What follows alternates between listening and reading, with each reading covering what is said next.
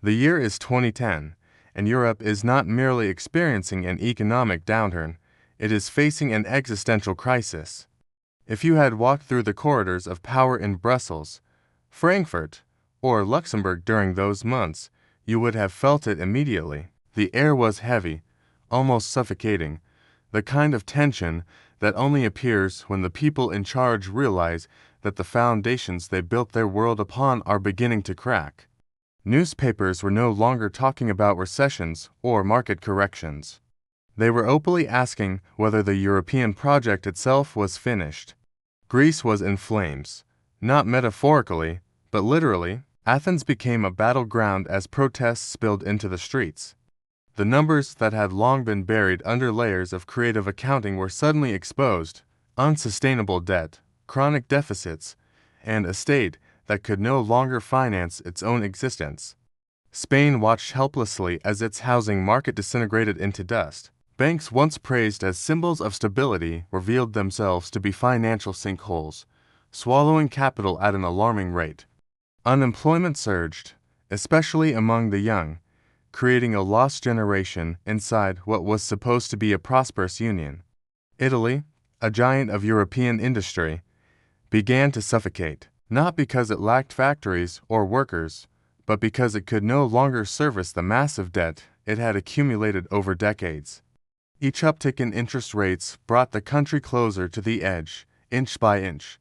Hovering above all of this, invisible yet omnipresent, were the modern gods of the global economy, the financial markets. They do not vote, they do not negotiate, they only judge and punish. Their attention turned toward the Eurozone, and they smelled blood. As panic spread, the world's gaze slowly converged on a single capital city, not Paris, not London, not Brussels, Berlin. One question echoed through trading floors, boardrooms, and finance ministries across the globe: would Germany pay the bill?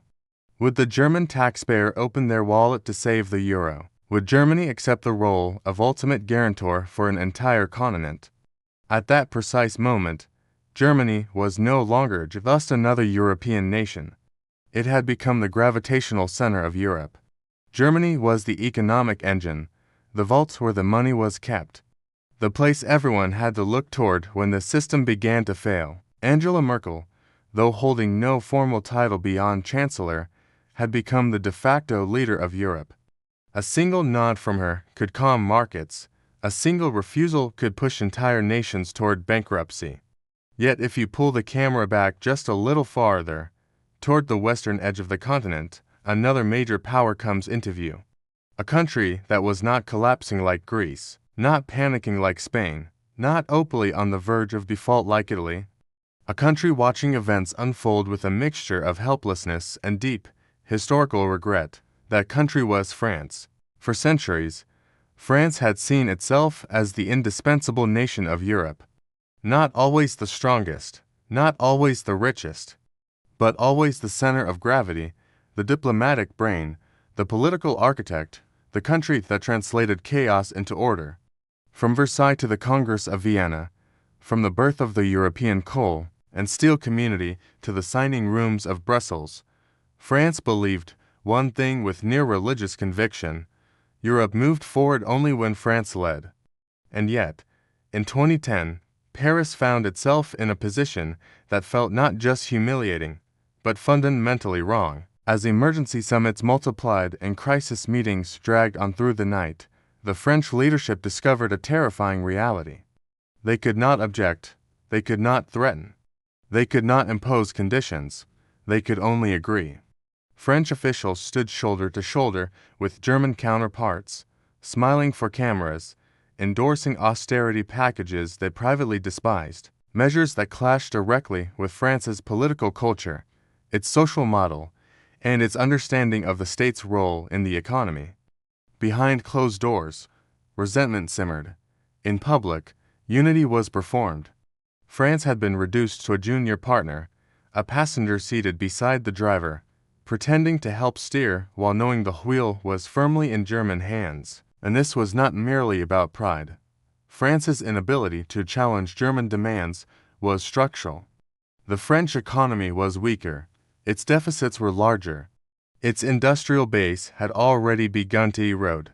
In a system governed by credibility and balance sheets, Paris no longer possessed the leverage needed to lead. But here lies the bitter irony, the detail that transforms this episode from political embarrassment into historical tragedy.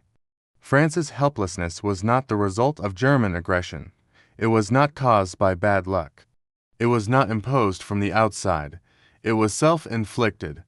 The trap that France now found itself inside had not been constructed in Berlin. It had been designed in Paris, decades earlier, by some of France's most brilliant minds. The euro was never meant to empower Germany. It was meant to contain it. It was conceived as a golden cage. A carefully engineered system designed to bind German power so tightly to Europe that Germany could never again dominate the continent on its own terms. The logic seemed flawless. Remove Germany's national currency, dissolve the Deutsche Mark into a shared European unit. Transfer monetary authority from Frankfurt to a collective institution where France would always have a voice. Germany, stripped of its most powerful economic weapon, would be neutralized. Or so France believed, but history has a cruel sense of humor. In a twist no one in the Élysée Palace had anticipated, France built the cage, guided Germany inside it, and then discovered, far too late, that it had locked itself in as well. And once the door closed, it became clear that the creature sharing the cage was far stronger than its architect. To understand how a country as historically literate and strategically cautious as France could make such a catastrophic miscalculation, we cannot look at spreadsheets or bond yields from 2010. We have to go back. Back before the euro. Back before Maastricht. Back to a cold night that changed the destiny of Europe forever. November 9, 1989. November 9, 1989 is remembered by much of the world as a night of pure triumph. The images are burned into collective memory. Young people in denim jackets climbing the concrete barrier, champagne bottles popping, families embracing after decades of separation. The Berlin Wall, the physical symbol of Europe's division, was crumbling. For many, it felt like history itself had chosen hope. Television anchors spoke of the end of the Cold War. Some even proclaimed the end of history. But while crowds celebrated in Berlin and Washington toasted the victory of liberal democracy, the mood in the highest offices of Paris was entirely different. There was no euphoria, there was no relief, there was dread. President François Mitterrand sat in the Élysée Palace watching the same footage as everyone else, and saw something profoundly unsettling. Mitterrand was not a man intoxicated by optimism. He was a product of Europe's darkest century. He had lived through the Second World War, been captured as a prisoner of war, and spent his life studying the brutal rhythms of European power. When he looked at the crowds on the wall, he did not see liberation. He saw the return of Germany. For over a century, French foreign policy had revolved around a single, overriding imperative: prevent Germany from becoming too powerful. Sometimes that meant keeping it weak. Other times, keeping it divided. The method changed, but the objective never did. A unified Germany, sitting at the very center of Europe, with a population larger than France's and an industrial base far more efficient, was not just a competitor. It was an existential threat. Private diplomatic cables from that winter reveal a level of panic that was carefully concealed from the public. Mitterrand was not merely concerned, he was alarmed. He believed that a reunited Germany would inevitably dominate Europe, not through conquest, but through sheer economic gravity, and he was not alone. Across the English Channel, British Prime Minister Margaret Thatcher was experiencing a similar anxiety, amplified by her own historical obsessions. Though she and Mitterrand were ideological opposites, she a champion of free markets, he a socialist intellectual, on the question of Germany, they were aligned. In a now famous private meeting, Mitterrand warned Thatcher that a unified Germany could end up exercising more influence over Europe than Hitler ever had. He was not talking about tanks or armies, he was talking about weight, economic weight, demographic weight, political weight, a gravity so strong that the rest of Europe would slowly begin to orbit Berlin, Thatcher needed little convincing. During a summit in December 1989, she reportedly remarked that Europe had defeated the Germans twice, and now they were back. Her fear ran so deep that she was said to carry a 1937 map of Europe in her handbag, pulling it out during meetings to point at the old German borders: Silesia, Pomerania, East Prussia. This, she warned, is what they will want next. The anxiety was so intense that France briefly considered what would have been unthinkable just years earlier, appealing to the Soviet Union to stop German reunification. Mitterrand, the leader of a NATO country, flew to Kiev to meet Mikhail Gorbachev, hoping to persuade the crumbling Soviet leadership to keep East Germany separate, even to maintain Red Army troops on German soil if necessary. It was a desperate attempt to freeze history in place. But history does not freeze. The German people wanted unity. The United States, under President George H.W. Bush, supported it, and the Soviet Union was too exhausted, too bankrupt, and too fragile to resist. By early 1990, Mitterrand understood that the old strategy was dead. Germany would reunify, and France needed a new plan. Fast. By the beginning of 1990, François Mitterrand had accepted a reality he deeply disliked: Germany would reunify. The strategy that had defined French foreign policy for generations, containment through division, was finished. The wall was gone, the momentum was irreversible, and no amount of diplomatic maneuvering could put history back into its box. But surrender was not in Mitterrand's nature. If France could no longer prevent Germany from becoming a giant, then it had to find a way to chain the giant down. The logic that emerged inside the Élysée Palace was cold, elegant, and profoundly dangerous. Germany's power did not come from its army. It did not come from ideology. It came from money. Specifically, from the Deutsche Mark. To understand why this mattered so much, you have to understand what the Deutsche Mark represented. It was not merely a currency, it was the emotional and moral anchor of post-war Germany. After 1945, Germany had been stripped of almost everything that once defined national pride. Its flag was tainted, its army was distrusted, its history was a source of shame, but one thing remained untouchable: economic competence. And the symbol of that competence was the mark. It stood for stability after hyperinflation, for discipline after chaos, for savings after ruin. More importantly, it was the dominant currency in Europe. Throughout the 1980s, the German central bank, the Bundesbank, effectively dictated monetary conditions for the entire continent. The Bundesbank had one obsession: inflation. It did not care about French unemployment. It did not care about Italian growth. It did not care about political convenience. If inflation threatened Germany, interest rates went up, and because the German economy was so large, everyone else had to follow. If France refused to raise its rates, investors would dump francs and buy marks instead. The French currency would collapse, forcing Paris back into line. This dynamic had humiliated Mitterrand earlier in his presidency. In 1981, he had come to power promising a bold socialist transformation: higher wages, nationalized banks, expanded welfare, shorter working hours. But markets panicked, capital fled France for Germany, and the Bundesbank refused to intervene. By 1983, Mitterrand was forced into a humiliating retreat. He abandoned much of his socialist agenda and imposed austerity simply to stabilize the franc. He never forgot that lesson. As long as the Deutsche Mark existed, France would never be truly sovereign. Germany would always hold the whip hand, and so, a radical idea took shape.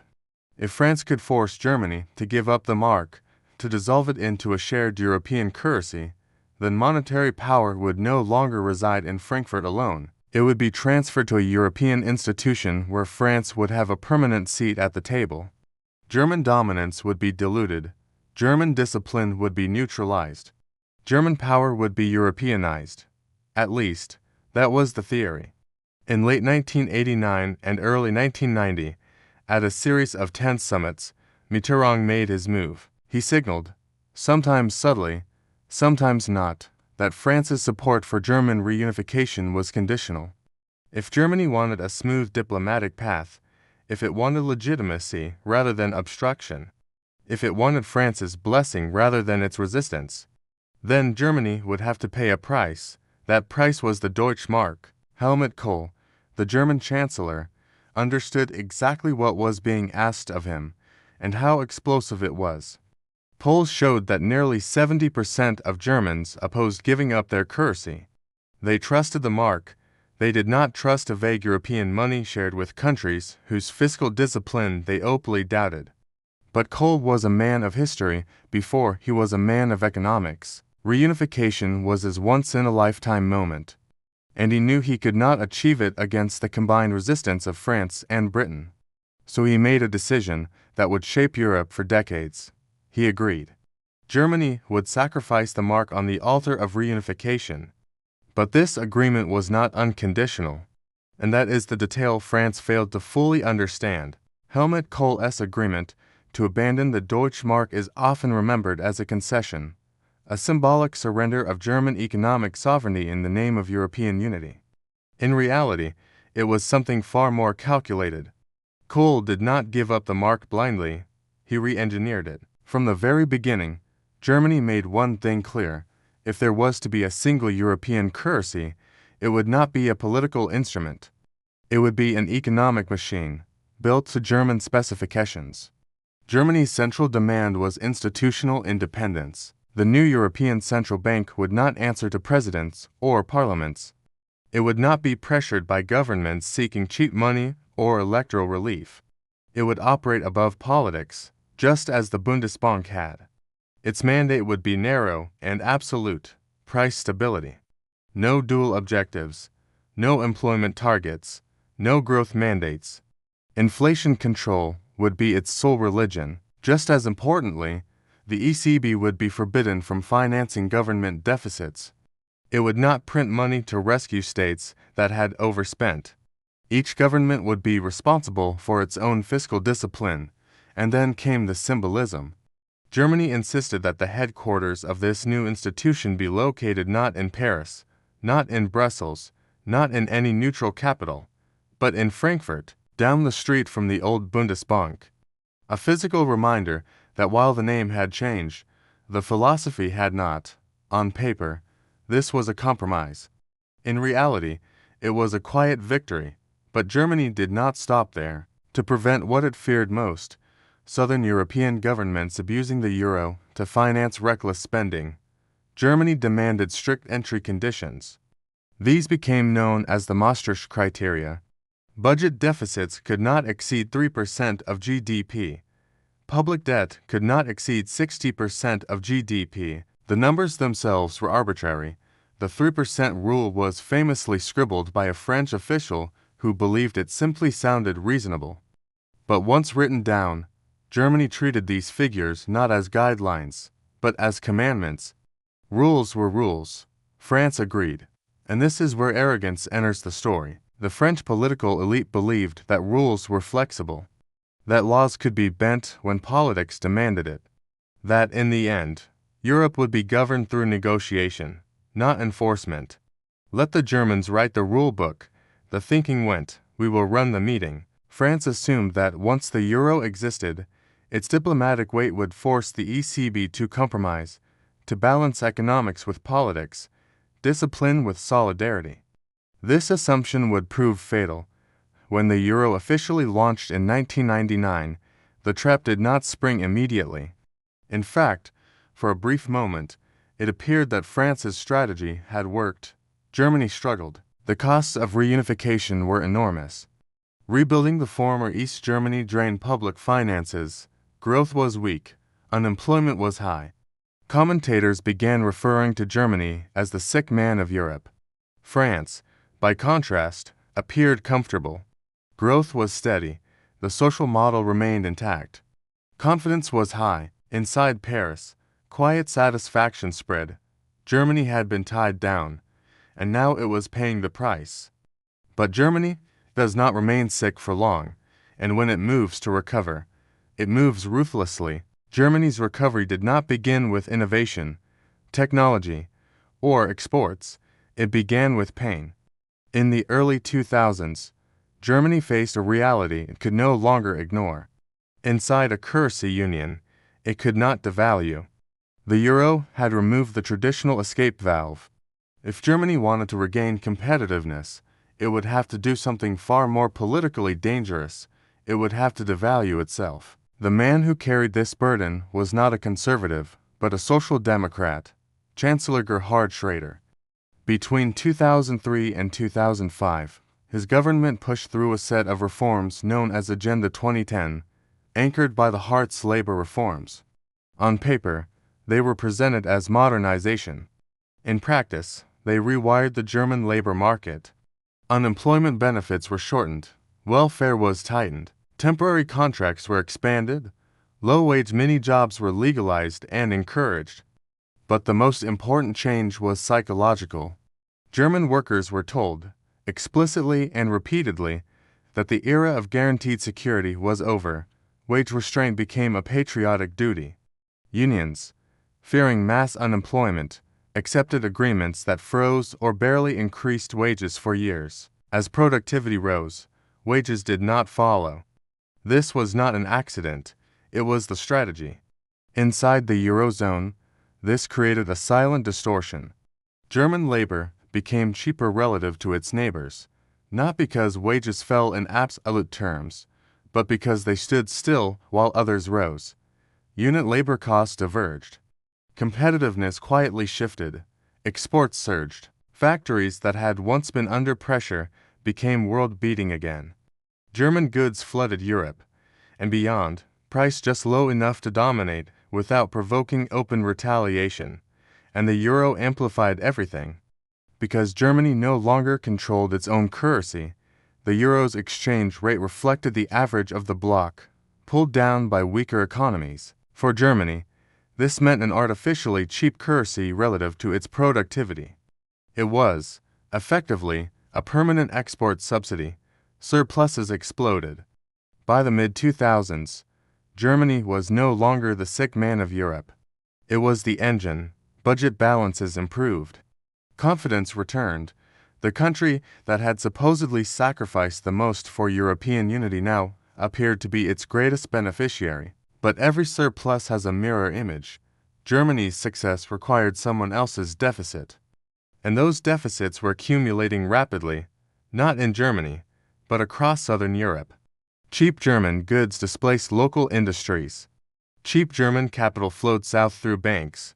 Cheap interest rates fueled construction booms and consumption. Spain built, Greece borrowed, Italy stagnated quietly. France watched and misunderstood. From Paris, Germany's recovery looked like proof that the euro was working, that discipline paid off, that convergence was happening. In reality, the economic gap was widening, invisibly, mechanically, and irreversibly. The currency union had frozen exchange rates but allowed competitiveness to drift, and once that drift passed a certain point, it could no longer be corrected without collapse. The euro had not eliminated imbalances, it had locked them in. And when the pressure finally released, it would not release gently. The global financial crisis of 2008 did not create the Eurozone crisis, it exposed it. When American credit markets froze and global trade collapsed, every weakness inside the euro system surfaced at once. Capital flows reversed. Banks stopped lending across borders. Suddenly, the deficits that had been quietly financed for a decade became impossible to roll over, and the countries that had depended on those flows were left naked. Greece was first, not because it was uniquely irresponsible, but because it was uniquely small. When investors looked for risk, they always start at the edges. Greek borrowing costs exploded. Bond auctions failed. The state ran out of cash. Under a normal currency system, Greece would have devalued. It would have defaulted partially, inflated away debt, reset wages, and begun again poorer, but solvent. Inside the euro, none of this was allowed. Greece could not print money. It could not devalue. It could not force the ECB to act, So, it did the only thing left. It begged. What followed was not a rescue, it was a conversion. European leaders framed the bailouts as solidarity. In reality, the money did not flow to Greek citizens. It flowed to creditors, primarily French and German banks, who would have collapsed if Greece had defaulted openly. Greece became the conduit. Loans were issued to Athens, immediately recycled to northern banks, and recorded as Greek public debt. Private losses were socialized. National debt exploded, and then came the conditions. Austerity was not a side effect. It was the point. Public sector wages were cut. Pensions were slashed. Taxes were raised in a collapsing economy. State assets were privatized at fire sale prices. Unemployment soared past 25%. Youth unemployment passed 50%. The economy shrank by more than a quarter, a contraction comparable to the Great Depression. All of this happened without leaving the euro. Which was the real lesson. Membership was not optional. Exit was never seriously offered. The cost of leaving was made so terrifying that compliance became the only rational choice. France hesitated. French leaders were deeply uncomfortable with the brutality of the response. They feared political backlash, social unrest, and the moral optics of destroying a member state in the name of fiscal purity. But when forced to choose, France aligned with Germany. Not because it agreed, but because it had no alternative. French banks were exposed, the euro itself was at risk, and the rules France had once treated as flexible were now being enforced with mechanical precision. The ECB, bound by its mandate, delayed intervention. It refused to act decisively until the system stood on the brink. Only when collapse was imminent did Mario Draghi step forward in 2012 and utter the sentence that saved the euro. Whatever it takes. 3 words, no treaty change, no democratic mandate, just a declaration. Markets believed him, and because they believed him, the crisis stabilized. But nothing was solved. Debts remained. Imbalances remained. The architecture remained unchanged. The euro had survived, but only by revealing its true nature. It was not a partnership of equals, it was a hierarchy, and at the top of that hierarchy sat the country that had written the rules and learned how to live inside them better than anyone else. Germany. For France, the euro was supposed to be the end of German dominance. Instead, it became the instrument through which that dominance was quietly, relentlessly restored. This realization did not arrive in a single moment. It crept in over years, through budget negotiations, ECB meetings, crisis summits that ended at dawn with communiques written in deliberately vague language. Each time France pushed for flexibility, it was met with the same response: the rules do not allow it. France had assumed the rules were a starting point. Germany treated them as an end state. And because the rules were written into treaties, enforced by courts, and embedded inside institutions designed to resist political pressure, Germany did not need to issue commands. It simply had to wait. French presidents came and went. Economic cycles turned. Crises erupted. The rules remained. When France itself breached the 3% deficit limit, repeatedly, it discovered an uncomfortable truth. Enforcement was asymmetric. Large countries were tolerated until they were not. Small countries were punished immediately. But even France could not escape the long-term logic. Without the ability to devalue, France's competitiveness eroded slowly. Industrial capacity declined, unemployment hardened. Public spending rose to compensate for social strain, deepening fiscal pressure. And each time France sought relief, investment flexibility, shared debt, Eurobonds, it ran into German red lines. No mutualization without control, no transfers without discipline, no solidarity without surrender. The euro had transformed political disagreements into legal constraints. This was the war France lost, not with tanks, not with treaties openly contested, but with assumptions. France assumed politics would dominate economics. Germany assumed economics would discipline politics. The second assumption proved stronger. By the 2010s, the balance of power inside Europe had shifted decisively. Germany did not rule by decree, it ruled by structure. Its preferences became neutral. Its fears became safeguards. Its model became the default. Even France's eventual victories, limited ECB flexibility, pandemic-era joint debt, arrived only after catastrophe, and only temporarily. Each exception had to be justified as extraordinary, time-limited, and reversible. Nothing permanent was conceded.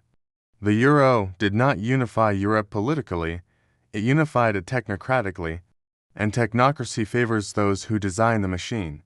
France set out to bind Germany. Germany set out to bind the system. Only one of those strategies survives a crisis.